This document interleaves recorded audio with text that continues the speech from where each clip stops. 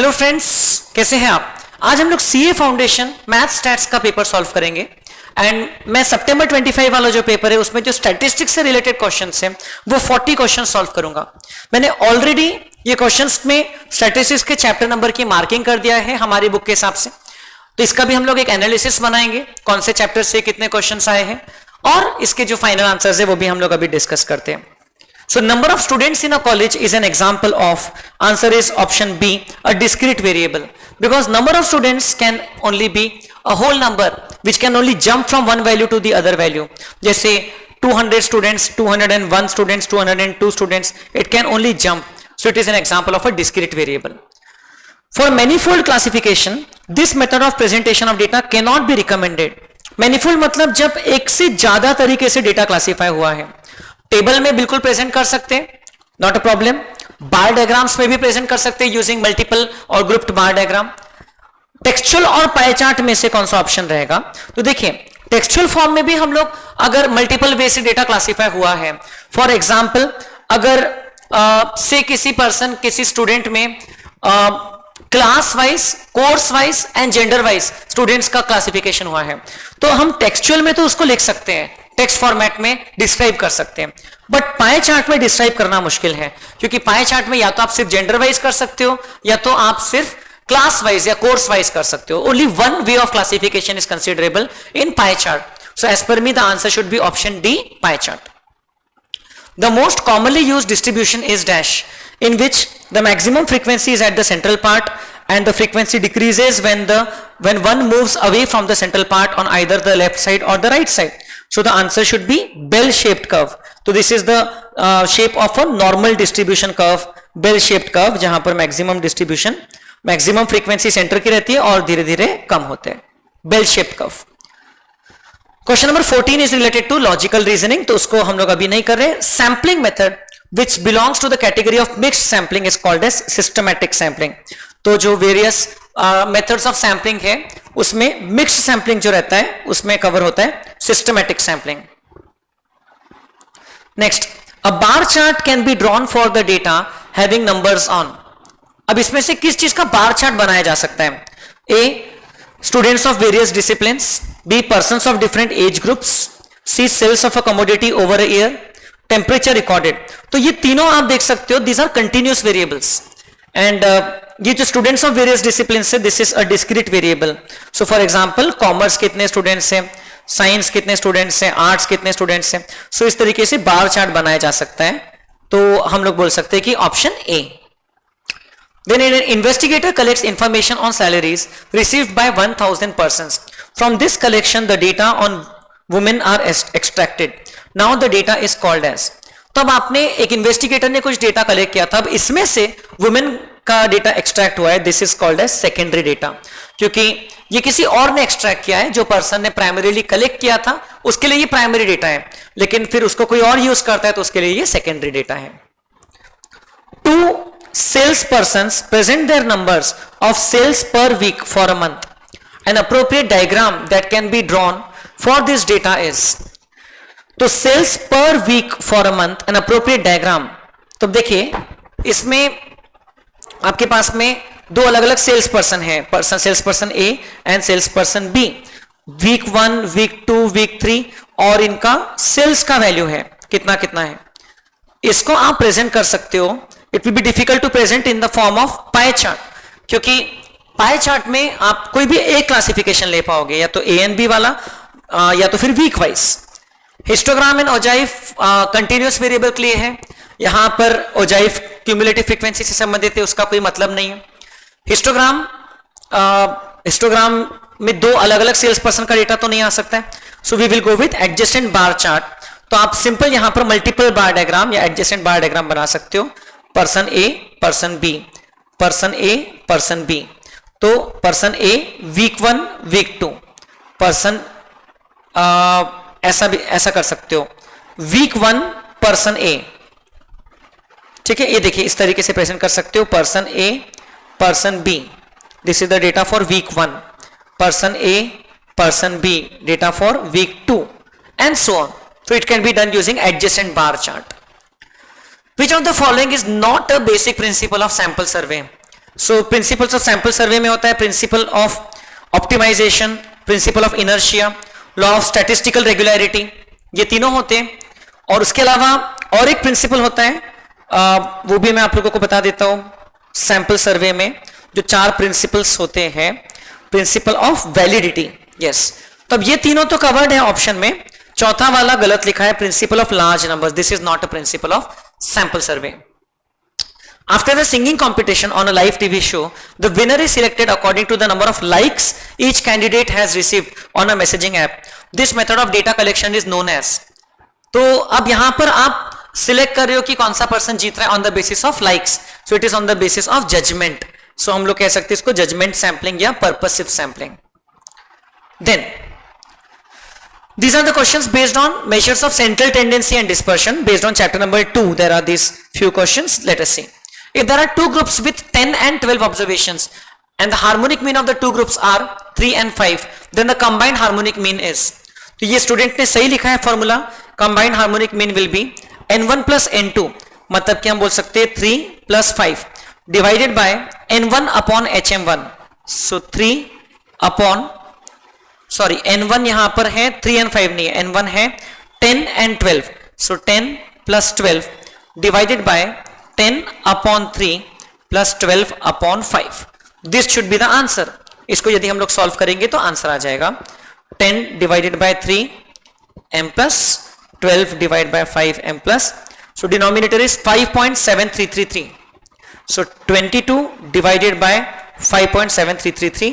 So answer आ रहा है 3.837. So we will go with option C.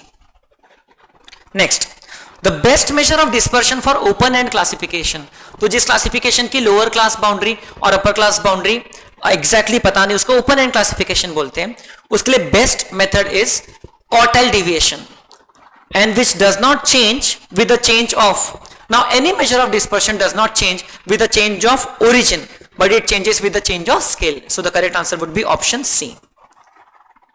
Then coefficient of range पूछा है, तो highest minus lowest upon highest plus lowest into 100.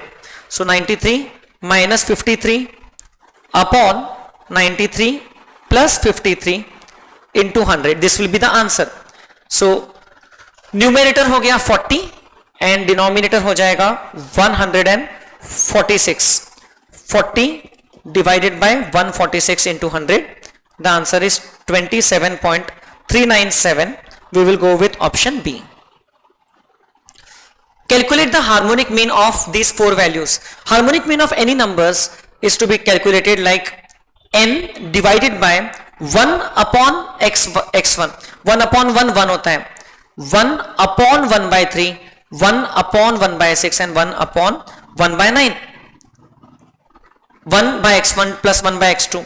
तो ये हो जाएगा basically 4 divided bye 1 plus 3 plus 6 plus 9. तो इसका टोटल हो जाता है 4 upon 19. सो ये वैल्यू हो जाती है 4 divided by 19.21. This will be the answer.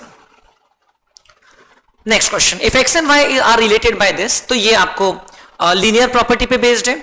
4x plus 3y plus 5 equal to 0 and the mean of x is 10, then the mean of y will be. So very simple, आपको या तो आप y को express कर दो x के terms में फिर सॉल्व करो, या तो सिंपली आप x की जगह पर 10 की वैल्यू पुट कर दो. तो ये इक्वेशन से आपको y की वैल्यू मिल जाएगी.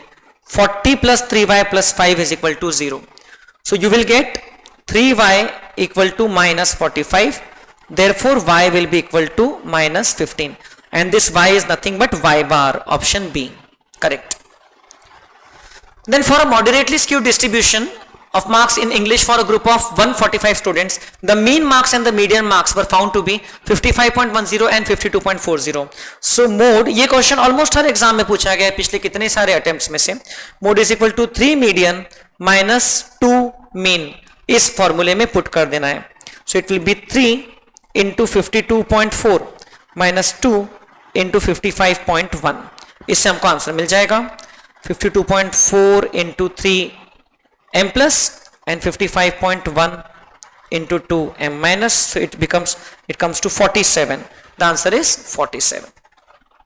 Then if the sum of 10 values is 20 and the sum of squares of these values is 80, मतलब summation of x is equal to 20, summation of x square is equal to 80, then the standard deviation is, तो n भी दे दिया है, so it's very easy thing. now standard deviation के फॉर्मूले में put कर दो, आपको करना है summation x square upon n minus x bar square, इसमें पुट कर दो, तो समेशन एक्स स्क्वायर होता है 80 upon 10 minus x bar square, देखिए ध्यान से एक्स बार आता है 2, 20 बाई 10 2 माइनस 2 स्क्वायर मतलब 4, सो ये हो जाएगा square root of 8 minus 4, square root of 8 minus 4 मतलब square root of 4 is the variance and the standard deviation would be 2, option B.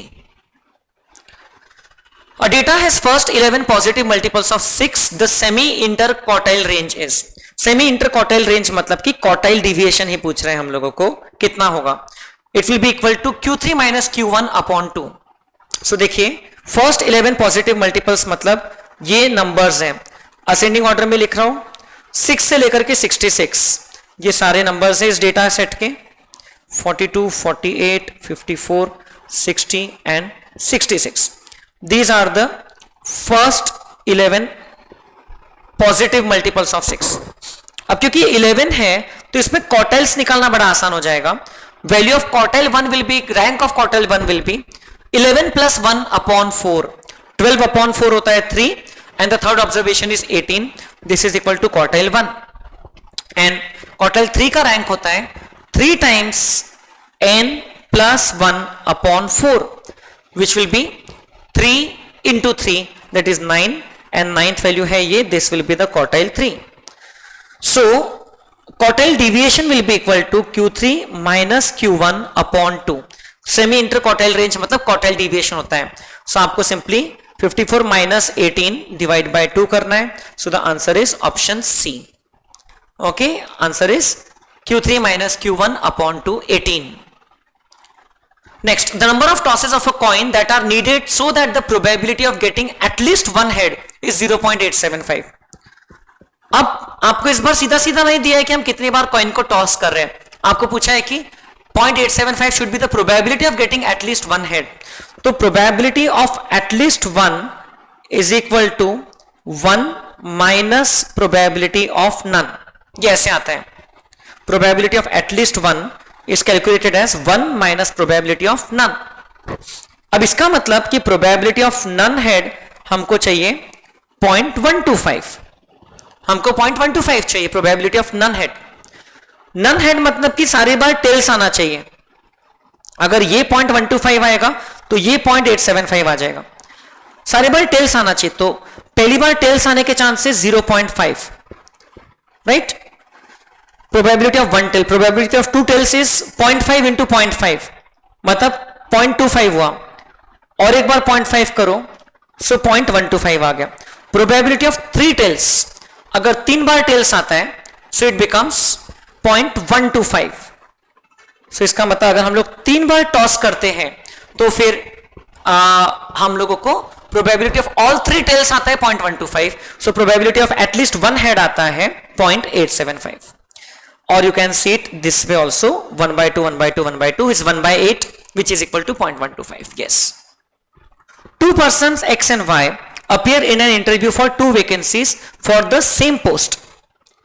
The probability of X's selection is 1 by 5 and that of Y selection is 1 by 3. Probability that none of them will be selected, न X select होगा and न Y select होगा. अब यहां पर एक छोटा सा ट्रिक है, 2 vacancies लिखा है for the same post. इसका मतलब कि X and Y दोनों भी सिलेक्ट हो सकते हैं. There is a chance that both may be selected. X and Y दोनों सिलेक्ट हो सकते हैं. Assuming that their selection is independent of each other because it is not given that it is dependent. So फिर आपको करना होगा probability of none. Probability of none will be 1. हम इसको डायरेक्टली कर सकते हैं, probability of none मतलब probability of x dash into probability of y dash, assuming कि independent है. so it will be 4 by 5 into 2 by 3. so the answer would be 8 by 15. But see had the question been one vacancy for the same post, इसका मतलब दोनों का साथ में होने का चांस नहीं होता था। दोनों अगर साथ में नहीं हो सकते मतलब वो म्यूचुअली एक्सक्लूसिव है, म्यूचुअली एक्सक्लूसिव है तो फिर वो इंडिपेंडेंट नहीं है। इन दैट केस आपको करना होता था 1 minus probability of x minus probability of y। In that case अपना आंसर अलग आता था, x सिलेक्ट होगा या तो y सिलेक्ट होगा, ये दोनों केसेस को हटा दो तो इसको सॉल्व करते थे तो आपको आता था 15 माइनस 3 माइनस 5, तो the answer would have been 7/15 in that case. अभी मैं 8/15 के साथ जा रहा हूं क्योंकि यहां पर मैं मान रहा हूं कि इंडिपेंडेंट है, x सिलेक्ट हो गया तो भी y सिलेक्ट हो सकता है because there are 2 vacancies. Then find the coefficient of variation, तो coefficient of variation is equal to standard deviation upon mean into 100। Standard deviation हमको कैलकुलेट करना होगा, मीन तो ये नंबर्स का आसानी से निकल जाता है, 7 + 5 + 9 + 3 + 6 30 डिवाइडेड बाय मीन तो बड़ी आसानी से निकल जाता है, 30 divided by 5 mean is equal to 6। Standard deviation की वैल्यू हमको पता करना होगा, will be equal to square root of summation x square, x square हो जाएगा 49 + 25 + 81 + 9 + 36, मतलब कि 200 upon n minus x bar square, तो ये हो जाएगा स्क्वायर रूट ऑफ 40 माइनस 36, मतलब कि square root of 4। So the standard deviation comes to 2। अगर स्टैंडर्ड डिविएशन 2 है और मीन 6 है तो coefficient of variation will be equal to 2/6 into 100। So the answer would be 33.33। Answer would be 33.33। So we will go with option A. Next, a set contains 7 numbers whose average is 12। 7 numbers का average 12 है। The average of 4 greater numbers is 18 and the average of 4 smaller numbers is 8। Okay, सो इसका मतलब कि ये देखिए आपके पास में ये टोटल 7 नंबर्स हैं। ओके, अब उसमें से सातों नंबर्स का जो ओवरऑल टोटल है वो है 7 × 12 that is equal to 84। But जब आपने 4 नंबर का ग्रुप बनाया तो एक नंबर तो दोनों में काउंट हुआ जो मिडिल नंबर होगा। सो जब आपने पहले 4 का ग्रुप बनाया तो ये जो 4 नंबर है इनका एवरेज आया है 8 स्मॉलर 4 नंबर्स का और लार्जर 4 नंबर्स का एवरेज आया है 18। सो ये वाले 4 नंबर्स का टोटल होता है 4 × 8 that is 32 which includes this middle number. Middle number दोनों 4 में इंक्लूड हुआ, दोनों 4 के सेट में, एंड ये वाले 4 नंबर का एवरेज होता है 4 या टोटल होता है 4 × 18 दैट इज 72। अब इसमें ये जो नंबर है ये डबल काउंट हो गया। आपको पूछा है which of the followings is the value of one of the numbers, तो ये नंबर आपको मिल सकता है क्योंकि डबल काउंट हो गया। डबल काउंट होने के कारण आपका जो इन दोनों लिस्ट का टोटल है ये उतने से बढ़ गया। तो देखिए इनका टोटल आ रहा है 104 और आपका टोटल आ रहा था 84। सो इसका मतलब कि कौन सा नंबर डबल काउंट हुआ, इसका मतलब नंबर 20 जो है वो डबल काउंट हुआ। So answer should be option D 20। Then अब प्रोबेबिलिटी और बाइनोमियल थियोरेटिकल डिस्ट्रीब्यूशन पे बेस्ड कुछ क्वेश्चन से आगे। 3 components ABC are manufactured separately and then assembled into a finished product. By producing the 3 components, it is found that 5% of component A, 4% of component B, and 1% of component C are defective. What is the probability that the assembled product is free from defect? मतलब कि product A में भी defect नहीं चाहिए, component A, B, C तीनों में defect नहीं चाहिए। So probability of non defective will be equal to, और सेपरेटली मैन्युफैक्चर कर रहे हैं मतलब वो इंडिपेंडेंट है। सो हम बोल सकते हैं A के डिफेक्टिव नहीं होने के चांस है ना, हमको पूरा assemble product free from defect चाहिए, तो A भी डिफेक्टिव नहीं होना चाहिए, B भी डिफेक्टिव नहीं होना चाहिए 0.96% एंड C भी डिफेक्टिव नहीं होना चाहिए 0.99। सो इतना चांस है 0.95 into 0.96 into 0.99. So the answer comes to 0.90288. Option D के साथ हम लोग जाएंगे। There is a 90% chance that the product will be free from defect overall. Next, two persons are playing a set of matches. The winner of 4 matches is declared a winner. Any player has 50% chance to win a match. The probability that the game comes close to an end at the 4th match. मतलब कोई एक player ही चारों match जीत गया. So it's very simple. Player 1 ही चारों match जीत रहा है, means player 2 कुछ भी नहीं जीत रहा है. So फर्स्ट मैच जीतने के चांस है 50% मतलब 1/2. तो प्लेयर 1 के लगातार चारों मैच जीतने के चांस हैं 1/2 raised to 4. Okay, it will B, और तब वो गेम कंप्लीट हो जाएगा. सो इसको यदि आप सॉल्व करोगे तो कितना आता है? The game comes to an end at the end of the 4th match. So 1/2 raised to 4. देखिए इसकी वैल्यू हो जाती है 1/16. ओके, अब इसका इंटू 2 करना होगा क्योंकि this will be player A wins. Same will be the probability for player B wins.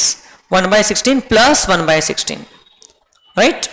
A चारों मैच जीत रहा है या B चारों मैच जीत रहा है. So the answer will be 2/16. अच्छा है ऑप्शन में 1/16 था ही नहीं, वरना I would have gone with that. वो गलत आंसर होता था. Correct answer would be 2/16, that is 1/8. अब इसमें बाइनोमियल डिस्ट्रीब्यूशन लगाने की जरूरत नहीं है, आप डायरेक्टली भी ऐसा प्रोबेबिलिटी के एंगल से कर सकते हो. Next question, the mode of a binomial distribution, ये this is n and this is p, 7 and 1/3. अब बाइनोमियल डिस्ट्रीब्यूशन में मोड कैलकुलेट करने के लिए सबसे पहले n into p चेक करते हैं.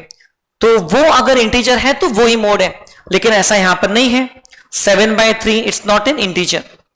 फिर n+1 into p करते हैं, तो 7 + 1 8 होता है. 8 into 1/3 ये भी इंटीजर नहीं है. अब ये इंटीजर रहता था तो इट वुड हैव बीन बाइमोडल. अब 8/3 इंटीजर नहीं है. n+1 into p is equal to 8/3, that is 2.6666. अगर ये इंटीजर नहीं है तो इसका जो इंटीजर वाला पार्ट है वो मोड होता है. So the answer will be option B. Then a number is selected at random from the first 50 natural numbers, 1 से 50. What is the probability that it would be either a 2-digit prime number or a composite number lying between 5 and 40? अब prime number वो होता है जिसके सिर्फ दो ही factors होते हैं, the number itself and 1. Composite number वो होता है जिसके 2 से ज्यादा फैक्टर्स होते हैं. मतलब कि जैसे कि number 9, number 9 is a composite number क्योंकि 9 के फैक्टर्स हो गए 1, 3 एंड 9, है ना. नंबर 10 उसके फैक्टर्स हो गए 1, 10, 2 एंड 5. तो जो नंबर प्राइम नंबर नहीं है वो कंपोजिट नंबर होगा, except for number 1. Number 1 prime number की लिस्ट में आता है ना, कंपोजिट नंबर में आता है. सो नाउ हमको चाहिए 1 से 50 के बीच में हम सिलेक्शंस कर रहे हैं. सो 2 डिजिट प्राइम नंबर या तो कंपोजिट नंबर बिटवीन 5 एंड 40.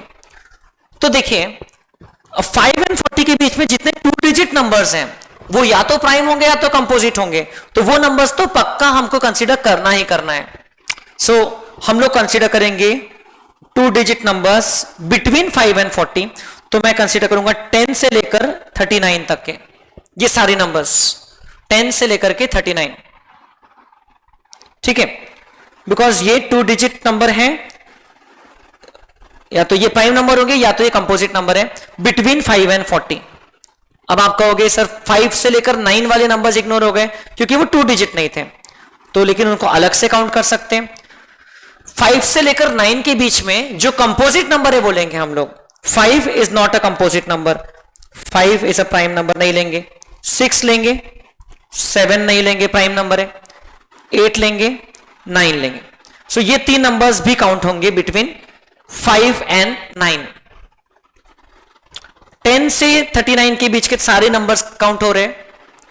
अब 5 एंड 40 के बिटवीन बोला है तो मैं 5 और 40 को इंक्लूड कर ही नहीं रहा हूं, तो 5 को इंक्लूड वैसे भी नहीं करना है, सोचना ही नहीं. अब 2 डिजिट प्राइम नंबर में 10 से 39 के बीच के तो सारे नंबर्स आ गए, बट आगे 40s में कौन से प्राइम नंबर्स है देखो.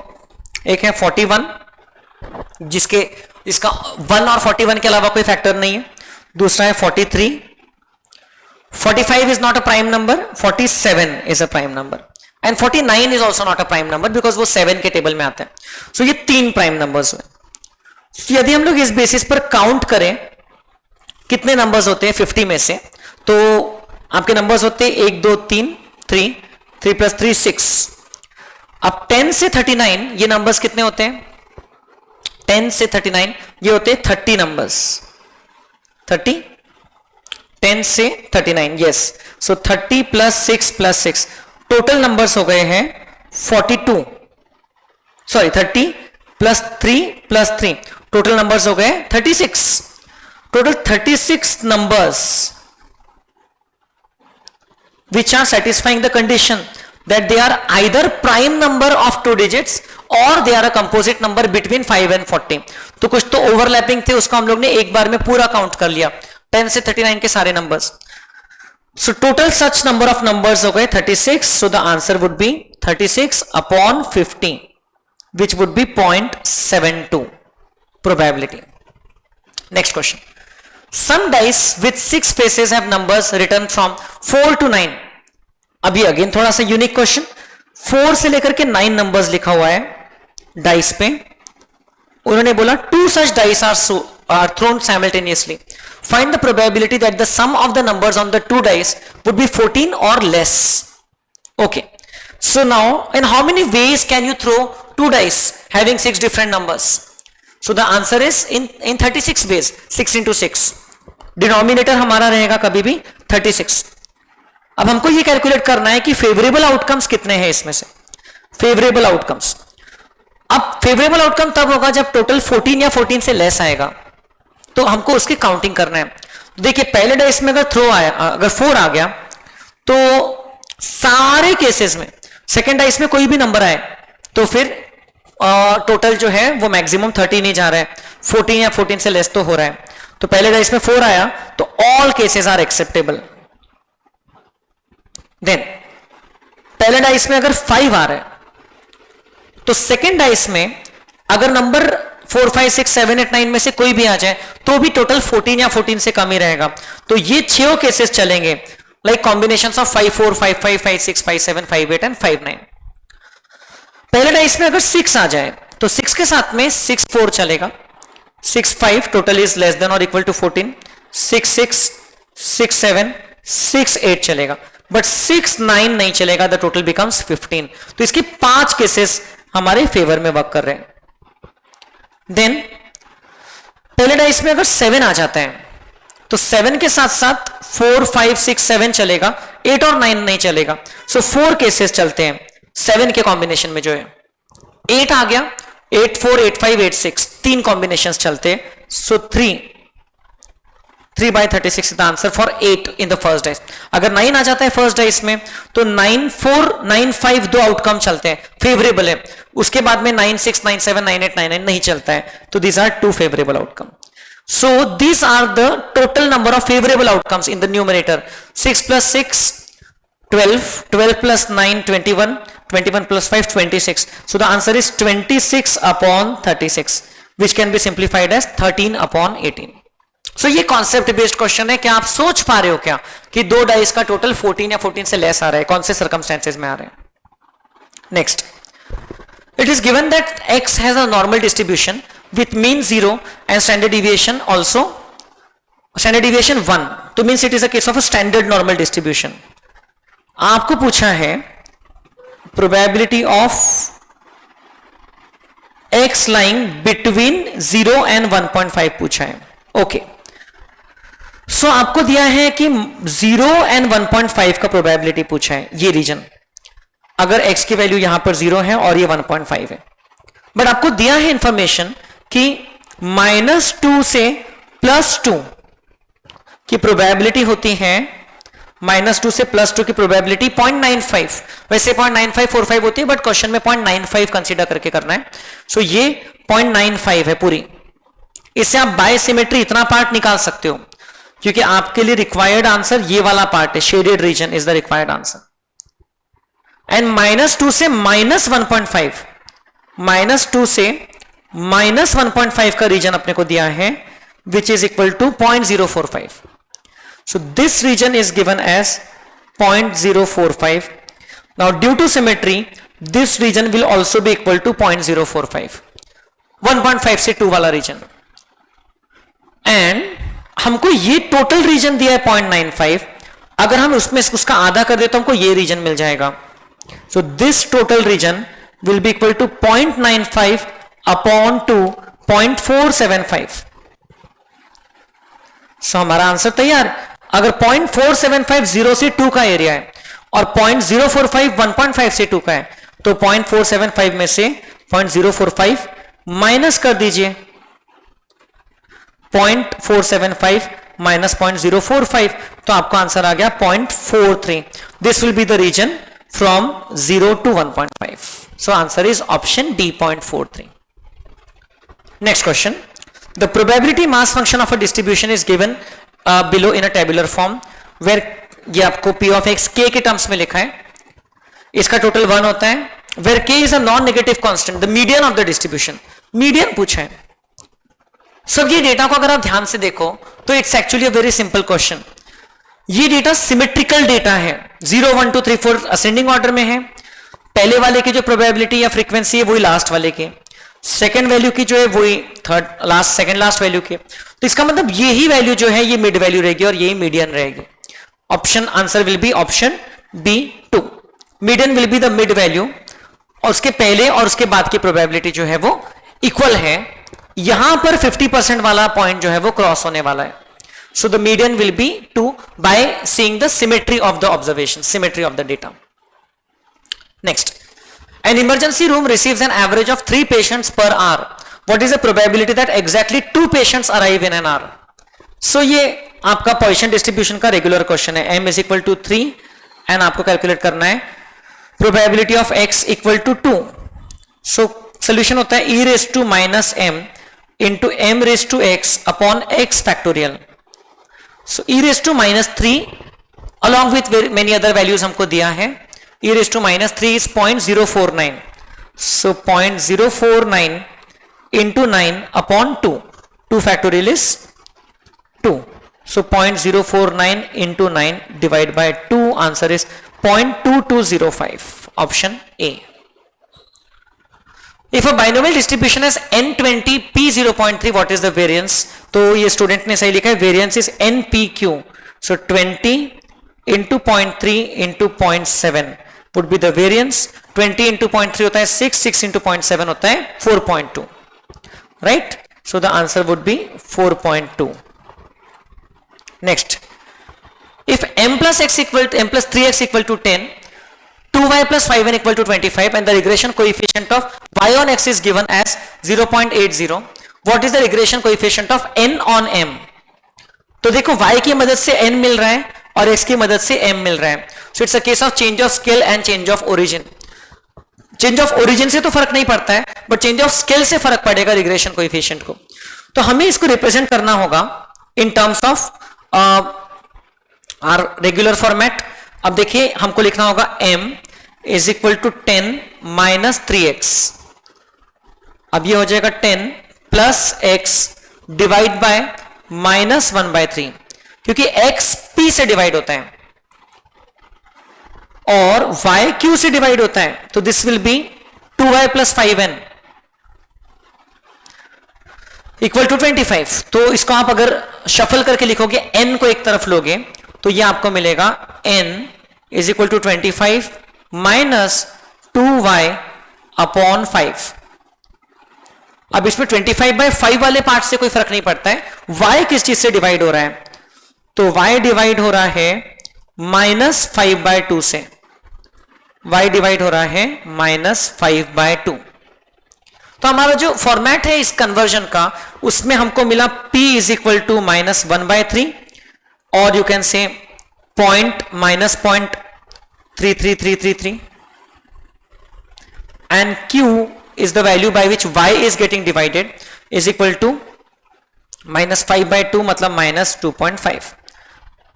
अब हमने जो पढ़ा है फॉर्मूला वो होता है byx is equal to q upon p into bnm। हमको bnm चाहिए, byx दिया है हमको, coefficient of y on x दिया है 0.8, q की वैल्यू है माइनस 2.5, p की वैल्यू है माइनस 0.3333 bnm।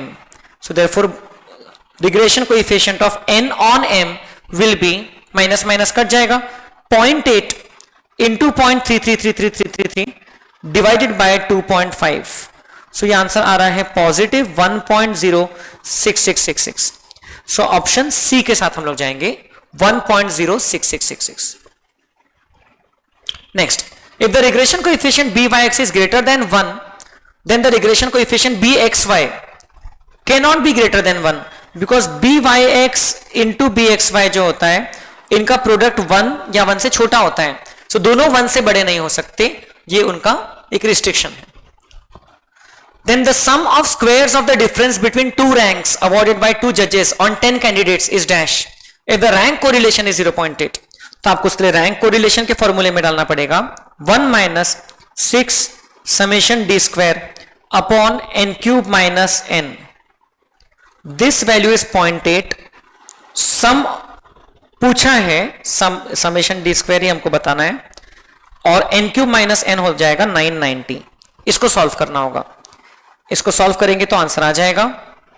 तो ये हो जाएगा 6 summation D square is equal to, ये उधर जाएगा, ये हो जाएगा 1 माइनस 0.8 मतलब 0.2 इंटू 990। इसको सॉल्व करेंगे तो आंसर आ जाएगा 990 इंटू 0.2 डिवाइड बाय 6, तो आंसर आ गया 33। समेशन डी स्क्वायर आ गया 33, which is what was asked, sum of squares of differences पूछा था। Next, for a group of students the sum of squares of difference in ranks for maths and physics marks are found to be 60, मतलब summation D square 60 है, which is 120 times the value of the rank correlation coefficient, मतलब rank correlation coefficient is 60 upon 120। तो ये आपको थोड़ा सा confuse करके दिया है, बट अगर आप देखो तो वो उसको 120 से डिवाइड कर देंगे तो रैंक कोरिलेशन कोएफिशिएंट आ जाएगा 0.5। How many students are there पूछा है, so again 0.5 is equal to 1 minus 6 into 60 upon N cube minus N, इसको सॉल्व करना होगा। ये हो जाएगा 360 upon N cube minus N is equal to 0.5, therefore N cube minus N आया 360 divide by 0.5 मतलब 720, एंड 720 आएगा 9 क्यूब माइनस 9, बिकॉज 9 क्यूब होता है 729, 729 माइनस 9 होता है 720। Next question, if two variables move in the same direction, that is increase or decrease on one part of one variable introduces an increase or decrease on the other part, then the two variables are known to be positively correlated. Okay, they are known to be in positive correlation or direct correlation. Next question, which sampling technique can be used for the construction of index numbers? तो हम लोग index numbers तो sample basis पर ही data collect करते हैं, खास करके consumer price index वगैरह जो हम निकालते हैं, तो we can use random sampling in that, because सारे प्रोडक्ट्स हम लोग कंसीडर नहीं कर सकते, तो हम लोग रैंडम सैम्पलिंग करते हैं। जो प्रोडक्ट्स कुछ रैंडम सैम्पलिंग में आ गए तो उसको हम लोग उसका बास्केट बना के इंडेक्स नंबर कंस्ट्रक्ट कर लेते हैं। Then from the year 15 to 25 consumer price index increase from 125 to 196। During this period, the salary of the employees as per the 7th pay commission recommendations was revised from 25,000 to 37,250. In real terms, an employee should get the following amount as an additional amount. So salary should be 25,000 into 196 upon 125. Salary should be this. So the answer is 39,200. But already the salary is 37,250 as given. So the answer becomes increase in salary should be 1950. Option B. If the consumer price index number is 750, then the purchasing power of 1 rupee is. So simply it will be 1 into 100 upon 750. तो 100 rupees की value अब 750 हो गई है, I mean 100 rupees की चीज का price 750 हो गया है, तो 1 रुपए का परचेसिंग पावर कम हो गया है। So it will be 100 upon 750। It is the reciprocal 13.3 पैसा 0.133।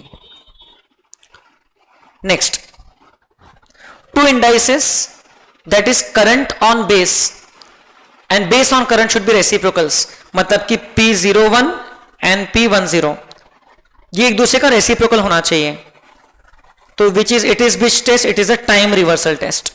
P01 into P10 should be equal to 1.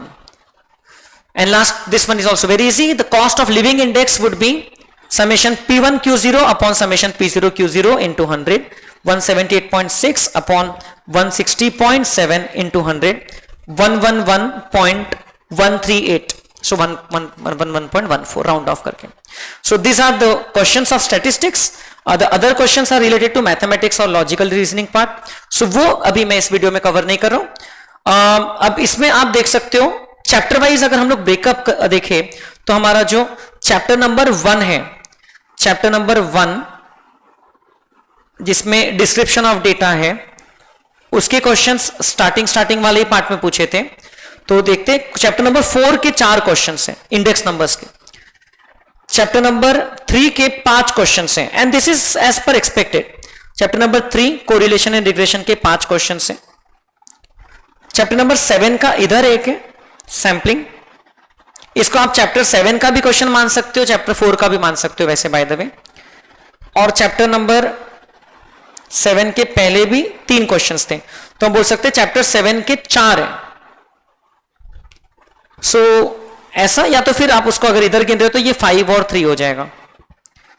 Chapter number 5 probability chapter जो है उसके क्वेश्चन से 1 2 3 4 5 6 क्वेश्चंस प्रोबेबिलिटी के हैं एंड 2 3 4 5 क्वेश्चंस बाइनोमियल डिस्ट्रीब्यूशन के हैं 6 and 5.